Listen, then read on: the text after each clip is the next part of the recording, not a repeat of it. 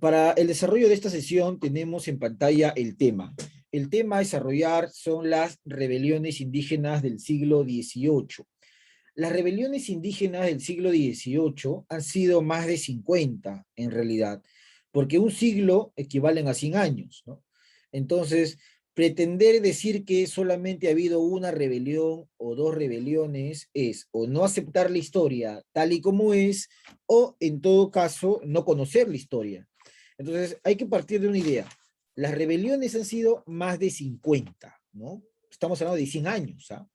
Y las rebeliones, o el sinónimo de rebelión, ¿qué cosa es?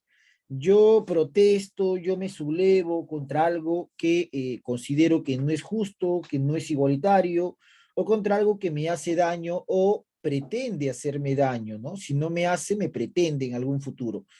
Quipuscoa acaba de ingresar a clase. Entonces, profesor, esas son las rebeliones del siglo XVIII. Sin embargo, de todas las rebeliones, hay dos que son importantes para la sesión del día de hoy. Y su importancia radica no tanto en que triunfaron, sino su importancia radica en cómo se dieron en realidad, ¿no? Cómo se dieron estas rebeliones. Si bien no duraron mucho tiempo, una de ellas duró menos de un año y la otra duró pues, o simplemente se terminó en el lapso de un tiempo en el que no se pudo nunca capturar al personaje principal, al incitador, pero nos permite entender que el siglo XVIII es un siglo de transformaciones, no solo en el mundo, sino también en América, debido en gran medida a un antecedente muy importante. Pregunta número uno. El siglo XVIII fue a su vez una época de cambios en Europa, sobre todo en España y en América, debido a las famosas reformas que empezaron, ¿qué reyes? Mano levantada, o en el chat en todo caso. Estos reyes empezaron unas reformas, y estas reformas obedecen a volver a España más poderosa. La pregunta es, ¿qué dinastía empezó estas reformas? ¿No? Es una pregunta bien sencilla. Muy bien, Pérez, en el chat. La dinastía de los Borbones, ¿no? Profesor, obedecen a las transformaciones que van a desarrollar los Borbones cuando llegan al poder en España. Muy bien, señorita Pérez. Correcto. Vamos a compartir entonces rápidamente la lectura que tenemos para el día de hoy. Hoy día nosotros vamos a trabajar una lectura que se ha compartido en el grupo de WhatsApp y vamos a hacer una lectura bien rápida, ¿no? De manera rápida para poder complementar lo que se va a trabajar en la sesión. Vamos a tener por acá justamente rebeliones indígenas, estamos en la página 64, ya estoy compartiendo también pantalla. Esta lectura tú ya lo has trabajado, tal como se indicó el día que se compartió, y seguramente has podido subrayar algunas ideas principales, como pueden ver en pantalla. Vamos a leerlo de manera rápida nada más. Voluntario para que empiece la lectura, cualquiera. Muy bien, Pérez, le escuchamos.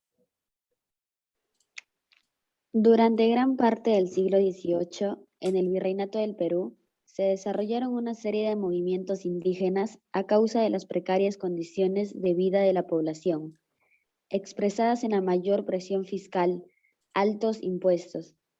Motivados por la aplicación de las reformas borbónicas, la explotación laboral en las minas y obrajes, los injustos repartos mercantiles, la administración centralizada de régimen colonial que trajo descontento de parte de los criollos de provincia, caciques, mestizos, indígenas y demás estamentos sociales, además del desarrollo de la Ilustración, que sería también un impulso a estos movimientos, ya que establecía la defensa de la legalidad del orden económico, la reestructuración de la administración pública. Por tales razones, el siglo XVIII lo podemos denominar como el siglo de las rebeliones indígenas, las cuales tuvieron un marcado carácter mesiánico y milenarista, por lo que se intentaba revivir el extinto imperio inca.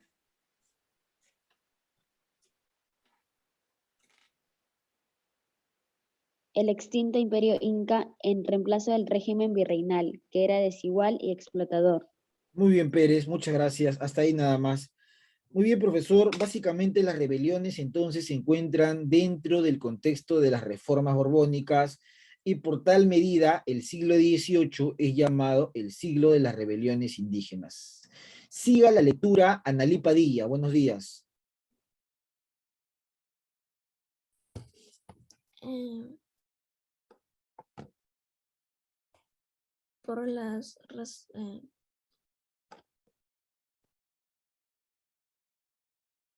Las insurrecciones, señorita. Ahí se quedó su compañera. Desde ahí continúe.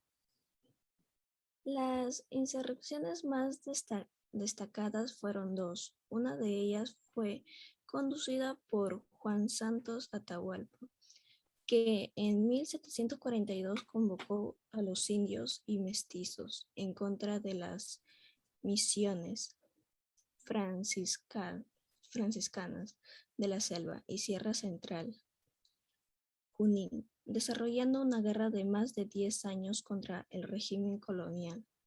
La otra rebelión fue dirigida por el cacique José Gabriel Condorcanqui, Túpac Amaru II, que movilizó a los indios de la Sierra Sur a comienzos de la década de 1780.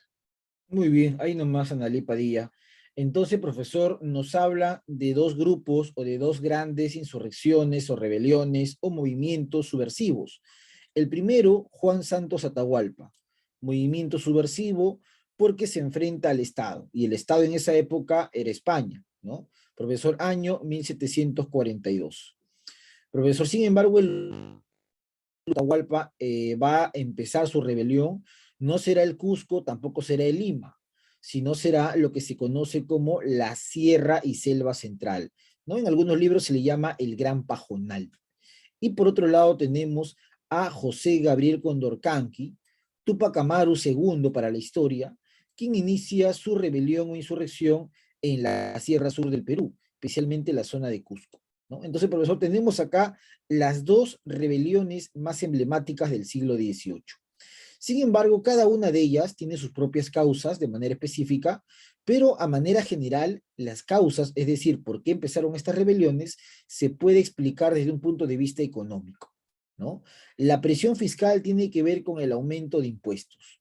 Los reyes borbones quieren recaudar más poder, más dinero, más presencia del Estado, por eso aumentan las alcabalas, por eso se van a crear aduanas internas, por eso se legaliza el reparto de mercancía, por eso el tributo indígena se vuelve más efectivo, ¿no, profesor? Entonces, tiene que ver con un tema económico, pero también tiene que ver con un tema social, y es pues la explotación que existía por parte del español, especialmente el corregidor, sobre la masa indígena, ¿no? A través de la mita, el trabajo obligatorio en las minas, donde muchas veces el indígena ya no regresaba, los obrajes o talleres, ¿no? Profesor, estos centros textiles, donde también eran trabajados o eran puestos a trabajar muchos indígenas en contra de su voluntad. Entonces había un tema de explotación laboral, pero también había un tema de presión fiscal ligado a un tema económico. Estos abusos, en realidad, van a llevar a estas insurrecciones, ¿no? Ni qué decir también, podríamos mencionar ahí motivos religiosos, motivos culturales, ¿no? Imponer una religión que no era la incaica o la indígena a través de la fuerza, es un motivo religioso, cultural. Enfermedades que llegaban a la selva, que eran desconocidas, llevadas de manera indirecta por los europeos. Son un montón de razones las que van a hacer que empiecen o estallen estas rebeliones. Vamos a conocer una de ellas, la de Juan Santos Atahualpa, que duró más de 10 años y que es interesante porque esta rebelión no fue vencida, ¿ya? No fue derrotada, pero tampoco logró su objetivo, ¿no? Que era expulsar el poder español de la colonia. Simplemente se fue perdiendo en el tiempo. A ver, siga la lectura entonces. Acosta Rojas Sowen, número 1, fuerte y claro.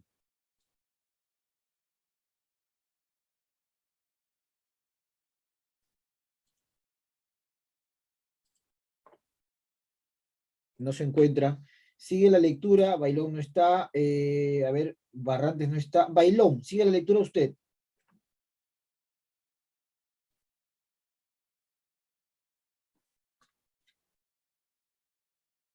Bailón,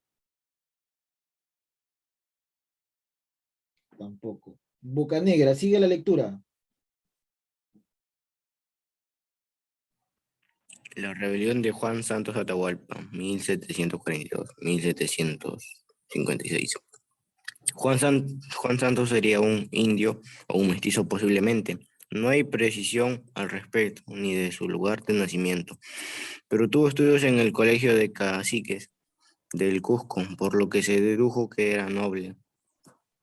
Se le añadió el apelativo de Atahualpa, Apu, Huayna, Capa, por la carga mesiánica que se evidenció al igual que en otras rebeliones, es decir, la lucha por restaurar el imperio incaico, no sin antes haberlo logrado la expulsión de los españoles. Logró organizar a los ashanincas, chipidos, conigos, piros, amoyas, amaescas y demás. Sigue la lectura.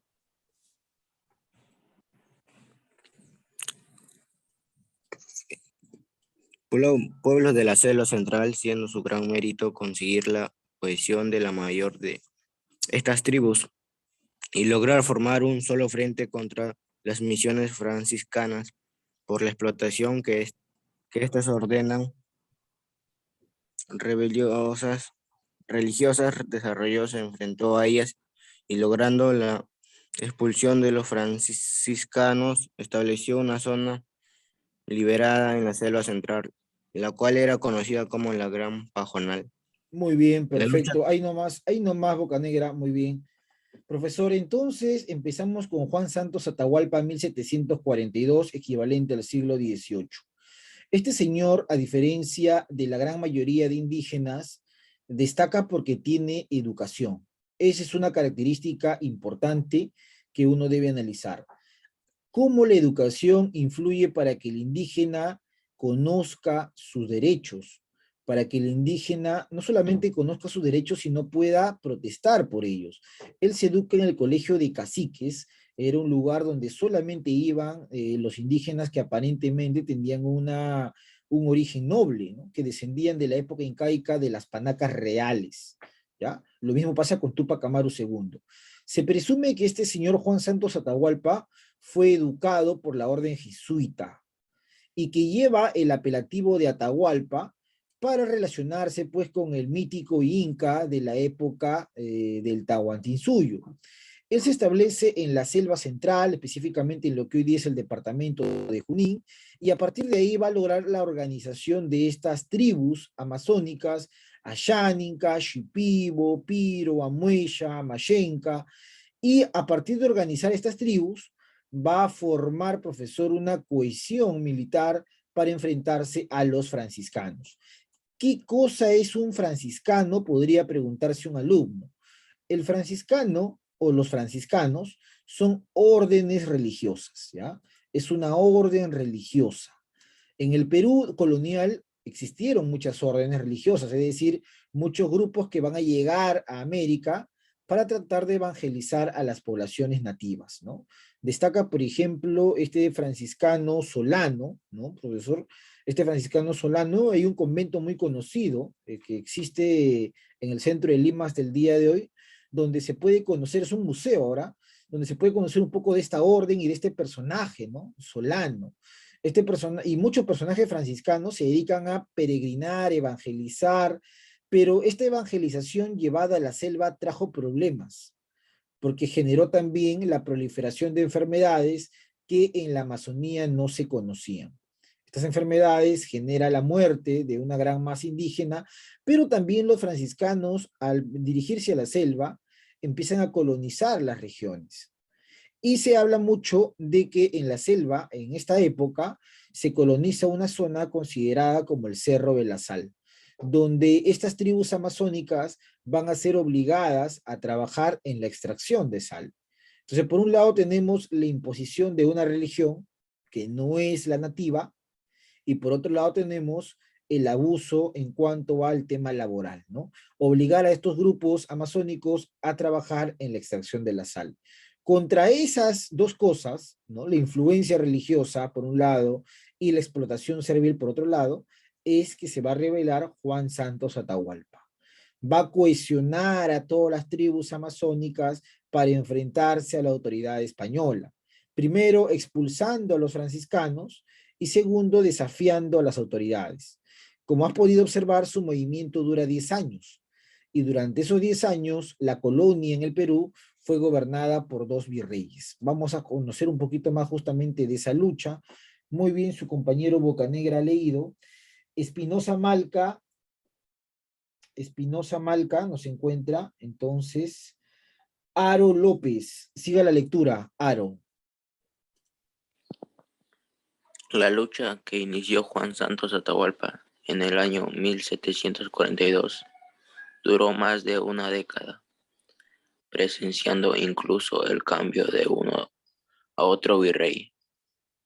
Por iniciar la lucha en el gobierno del virrey José Antonio de Mendoza, marqués de Villegaría, quien es sucedido por José Antonio Manso de Velasco, conde de Superunda, no logrando ser derrotado por ninguno en toda la extensión de su rebelión.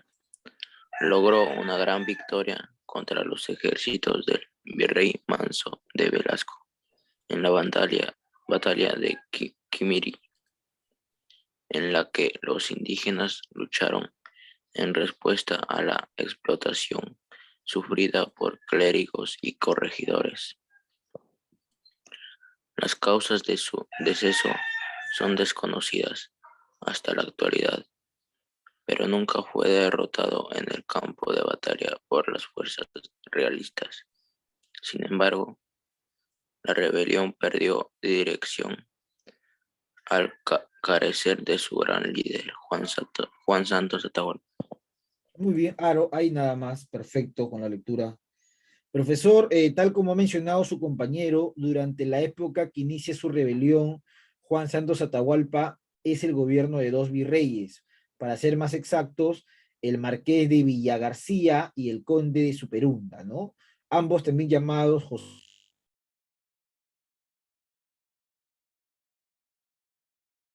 José Antonio Manso de Velasco. Ahora, no se sabe muy bien qué pasó con este hombre, ¿no? Algunos historiadores dicen que era un indígena que escapó del Cusco después de haber cometido un homicidio, un asesinato, y se refugió en la selva. Otros hablan que era un indígena que pertenecía o que había sido educado por jesuitas a tal punto que había viajado a Europa incluso y tenía muchos conocimientos que le permite acercarse a la población nativa y organizarlos a través de la idea. Recuerden que la idea siempre es importante en el mundo, ¿no? Pueden matar la materia, el cuerpo, pero la idea siempre va a quedar. Nosotros estamos acostumbrados a leer muchos libros de autores que han fallecido hace muchos siglos, pero a pesar de la muerte de la materia, la idea siempre queda, ¿ya? Entonces no se sabe qué pasó con este señor Juan Santos Atahualpa. Simplemente su idea revolucionaria fue desapareciendo. Seguramente que falleció, pero nunca fue capturado por las tropas españolas, ¿no? Entonces, es una de las muestras de lo que sucede en el siglo XVIII. Debido a las reformas borbónicas de tipo económicas y sociales, los movimientos indígenas van a aumentar. Sin embargo, el que uno más recuerda siempre es el de la rebelión de Túpac Amaru II. A pesar que no duró mucho tiempo, pero igual sigue siendo importante para su estudio. Punto número 2, rebelión de Túpac Amaru II. Vamos a seguir con la lectura. Muy bien, Aro. Hernández Llanos, continúe. Fuerte, por favor. La rebelión de Túpac Amaru II, 1780 a 1783. José Gabriel Condorcanqui, más conocido como Túpac Amaru II, encabezó la insurrección popular más extensa e importante de la historia virreinal. Era cacique de Tinta, Tangazuca, Surimana y Pampamarca. Trabajaba como arriero, transportaba mercaderías entre Cusco, Puno y Alto Perú en 350 mulas de su propiedad.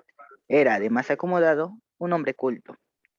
Se había educado en el Colegio San Francisco de Borja en el Cusco. Muy bien, ahí nomás Hernández, muchas gracias.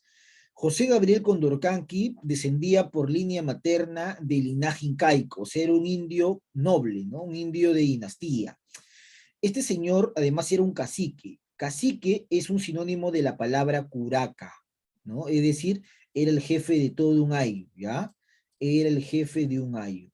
Y por ser jefe de un ayllu, Túpac Amaru II se encargaba de recaudar los impuestos, ¿no? Más conocido como el tributo indígena. Se encargaba del cobro del tributo, se encargaba de organizar la mano de obra para la mita, se encargaba también de los repartos mercantiles, ¿no? Esa era su función, básicamente.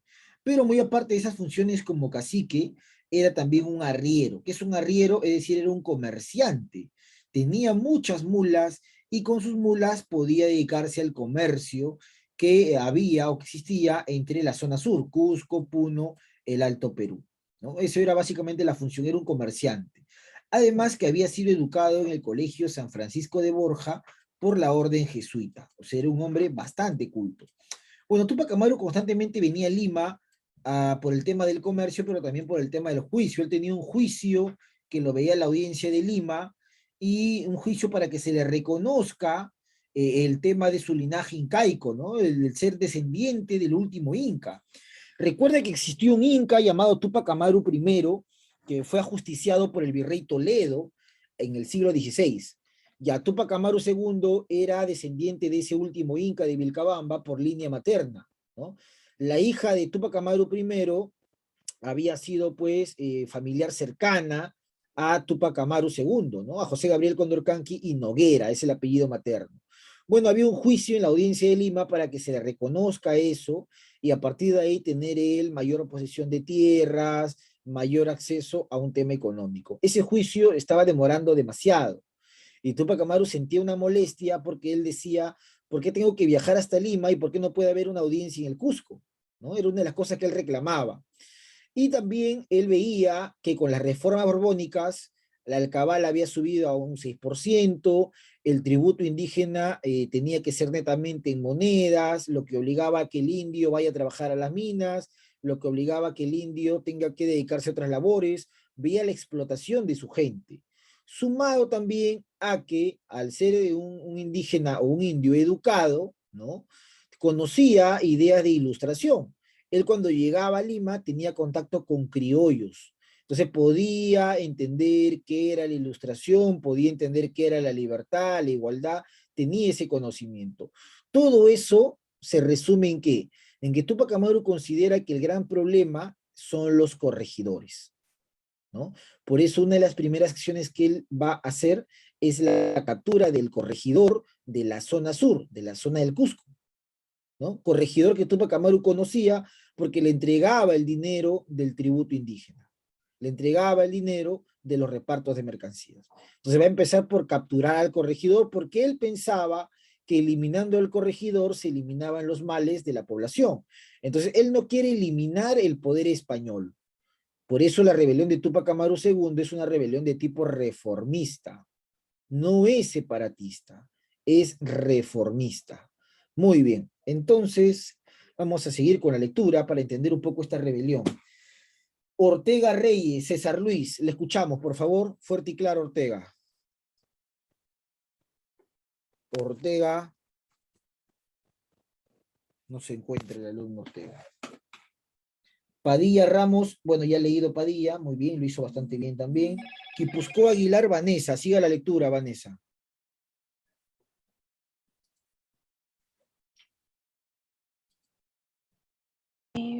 Fase quechua, causas.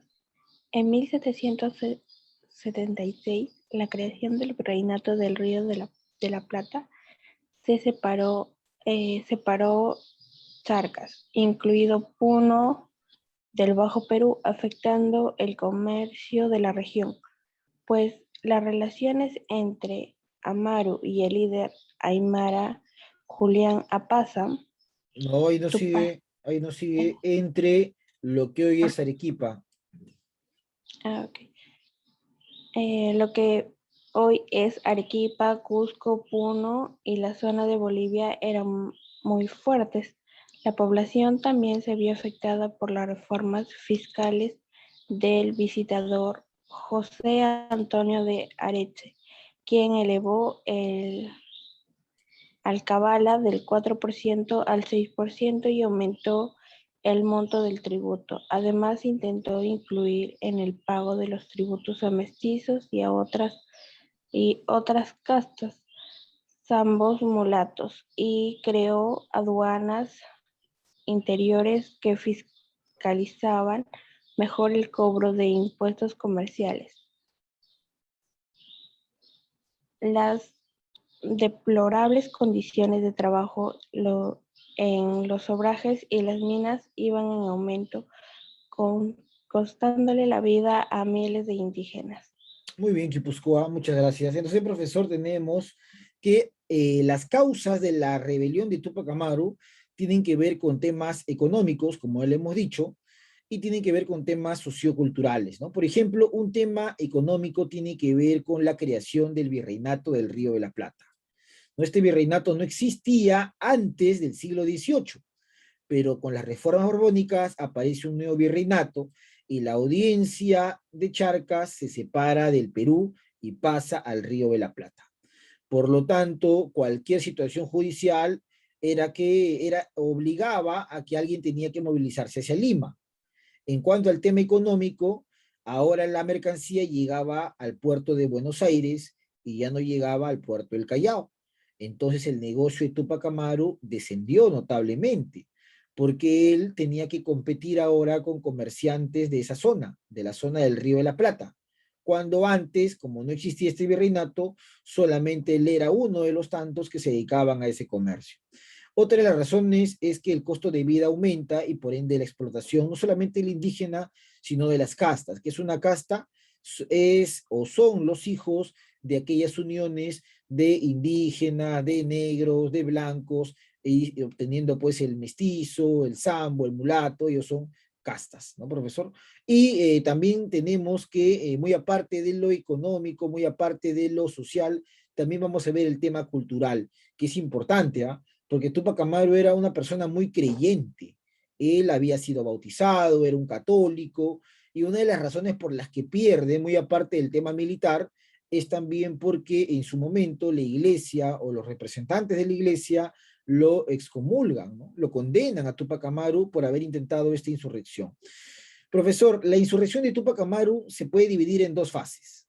La fase quechua, donde le encabeza él y su esposa, Micaela Bastidas, una guerrillera, ¿no? Como él, una mujer que lo apoya en cuanto a el tema armado, militar, y luego tenemos una fase aymara, que es a la muerte de Túpac Amaru, continúa la rebelión su primo y el famoso Julián Apaza, que es un dirigente aymara.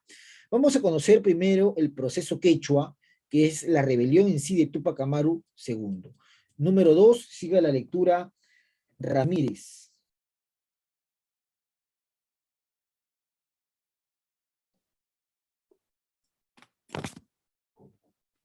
Ramírez.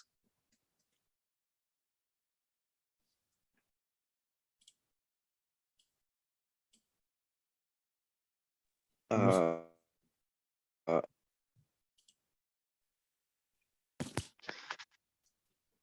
proceso de insurrección. Esperando obtener justicia, Túpac Amaru II hizo varios reclamos pacíficos y legales ante las autoridades virreinales, pero no obtuvo resultado alguno. Decidió entonces desencadenar una gran sublevación y condenó con el apoyo de indígenas, criollos, mestizos y negros. Gobernaba el Perú en ese momento el virrey Agustín de Jauregui y Aldecoa.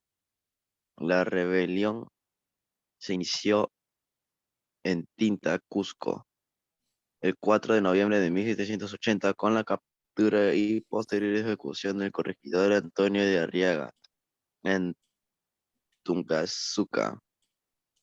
El movimiento se expandió rápidamente contó con el apoyo de Tomasa Tito Condemaita, cacique de Acos.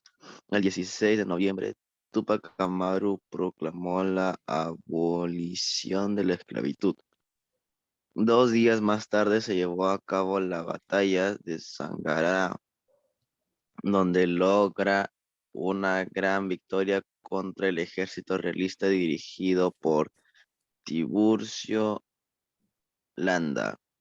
No obstante, Túpac Amaru no supo aprovechar esta victoria. En lugar de atacar el Cusco, se dirigió a la zona de Callao y en diciembre de 1780 invadió Alto Perú. En enero de 1781 decidió atacar el Cusco, pero ya era demasiado tarde.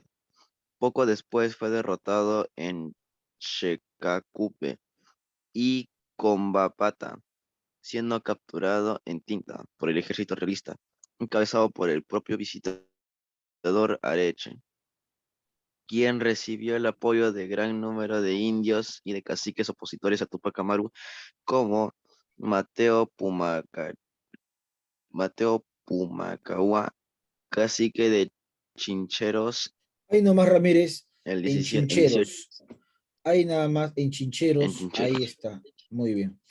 Correcto. Profesor, el proceso de insurrección de Túpac Amaru, entonces, empieza con una ejecución. Primero captura al corregidor Antonio de Arriaga. Recuerda que era un corregidor, gobernante de un corregimiento, se encargaba de recibir el dinero del tributo indígena, se encargaba de realizar y recibir el dinero del reparto de mercancías, se encargaba de organizar también el tema de la mano de obra para la mita. Era la autoridad que tenía bastante comunicación con el curaca. ¿Quién era curaca? Túpac Amaru II era curaca o cacique. Muy bien, entonces Túpac Amaru captura a Antonio de Arriaga, culpándolo de todos los males, ¿no, profesor? Envía cartas a los demás corregidores, haciéndose pasar por Antonio de Arriaga, luego lo ejecuta, ¿no? Lo ejecuta en presencia de los indígenas, en Tinta, el 4 de noviembre, y a partir de ahí inicia, profesor, el tema de su rebelión, ¿no? Y se va a generar una mayor adhesión indígena cuando logra un triunfo en Sangarará, que es una de las batallas que más se recuerda y se celebra el 16 de noviembre. Acá vence al ejército del general español Tiburcio Landa. A partir de ahí inicia su proceso revolucionario con mayor apoyo indígena, con mayor apoyo de esclavos negros, pero también hay un tema. No todos los indígenas como él lo apoyaron. Había rivalidad, por ejemplo, con el famoso Mateo Pumacahua, que luego lo vamos a ver más adelante en las luchas ya contra la independencia. Los vamos a ver que apoya la causa separatista, pero que acá inesperadamente tiene enfrentamientos con Túpac Amaru. Entonces, cuando te pregunten, una de las razones de por qué Túpac Amaru no logró vencer en su rebelión es porque no contó con todo el apoyo indígena. Habían sectores de indígenas que no lo apoyaron, que tenían ciertos recelos, que tenían cierta envidia, o habían ciertas disputas o problemas también entre esos grupos de indígenas nobles. No recibió el apoyo de Mateo Pumacahua, que claramente hubiese sido beneficioso. Además de eso, antes de ser capturado o antes de ser derrotado en Checacupe y luego capturado en Langui, fue traicionado por mestizos. Eso también hay que decirlo. Túpac Amaru va a ser traicionado hasta que finalmente el general español Lavalle lo captura. Una vez capturado, Túpac Amaru es mostrado en presencia del visitador. En las reformas borbónicas se explicaron que a partir de ahora, desde España se enviaría un visitador para que supervise la labor del virrey. Un visitador que es importante y clave en la rebelión de Túpac Amaru es el visitador José Antonio de Arreche, ¿ya? Este visitador, José Antonio de Arreche, es quien prácticamente organiza la captura de Túpac Amaru II y posteriormente genera la condena que lo lleva a la muerte, ¿no? Inclusive sobrepasando la autoridad del virrey, que en esa época era Agustín de Jauregui. Túpac Amaru es condenado a la pena capital, no solamente él, sino su esposa y sus colaboradores, y también sus hijos. Uno de sus hijos fue enviado a Europa y no se sabe su paradero, ¿no? Se presume que fue vendido como esclavo o que murió. Bueno, Túpac Amaru es condenado a la muerte, Se va a acabar la clase, nos falta unos segundos, se corta y volvemos a entrar para continuar con la parte práctica de la sesión del día de hoy. No te olvides de volver a conectarte.